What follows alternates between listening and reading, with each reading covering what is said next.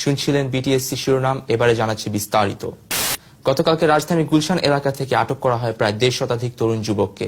ঘটনাস্থলে গেলে জানা যায় এই সকল তরুণ যুবক বাবা মার কাছ থেকে টিউশনির নাম করে টাকা নিয়ে প্রতিদিন তাদের প্রেমিকাকে খাওয়ায় ফুচকা এবং চটপটি। এছাড়া পুলিশ সূত্রে জানা যায় চক্রের লিডার রোমিও খান পুলিশের হাত ছেড়ে পালিয়ে যায়। শেষবারের মতো তাকে বলতে শোনা যায়, মামা চটপটিতে টক কম দিও, আমার জান ঝাল খেতে পারে না। এদিকে অবরোধের কারণে চরম দুর্ভোগে পড়েছে দেশবাসী। তরুণ যুবক সকল বয়সের মানুষ রাস্তায় ভিড় জমিয়েছেন লাইন ধরে। সেখানে উপস্থিত আছেন আমাদের চিফ রিপোর্টার হাবিব। সরাসরি চলে যাচ্ছি তার কাছে। জি সালমান, আপনি যেটা দেখতে পাচ্ছেন, আমরা রাজধানীর একটা রাস্তায় দাঁড়িয়ে আছি এবং আমার পিছনে কিছু সাধারণ জনগণ দাঁড়িয়ে আছেন। তারা কেন দাঁড়িয়েছেন সেটা আমরা জানি না, এখন এই মুহূর্তে তাদের কাছ থেকে আমরা জানবো সেটা। জি, আপনার অনুভূতি কি? আমার সুন্দর একটা ডিউটি জন্য দাঁড়িয়ে। আচ্ছা, আপনার অনুভূতি কি? মনে করেন খুশির ঠেলায় আমি এখানে দাঁড়িয়ে আছি। খুশির ঠেলা দাঁড়িয়েছে। জি, আপনার অনুভূতি কি? আমার এখানে খুব ভালো লাগতেছে, তাই এখানে আমি দাঁড়িয়ে আছি। আপনার খুব ভালো লাগছে। আচ্ছা জি, আপনার অনুভূতি কি? আকাশটা খুবই ভালো, আমি সেই জন্য খুশির ঠেলা এখানে আছি। আপনি আকাশ দেখতেছেন, আপনার আকাশ খুব ভালো লাগছে। জি সালমান, সো আমরা যেটা বুঝলাম যে আমাদের দেশে কষ্টের অভাব নেই, কিন্তু খুশির ঠেলার অভাব নেই। সবাই এখানে খুশির ঠেলা দাঁড়িয়েছেন।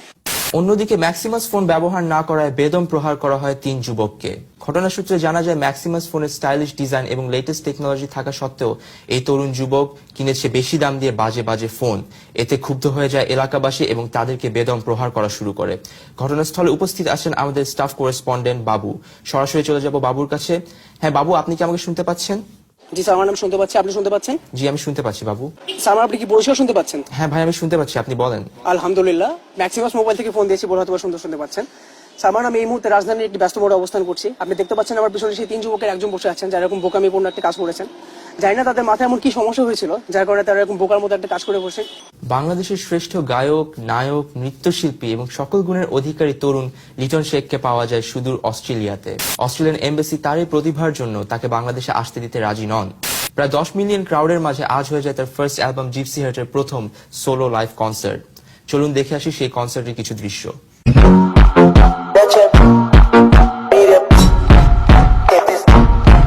দেখছিলেন ম্যাক্সিমাস নিবেদিত দুপুরের আফটারনুন সংবাদ। বিদায় নিচ্ছি আমি সালমান মুক্তাদি। গুড আফটারনুন থেকে।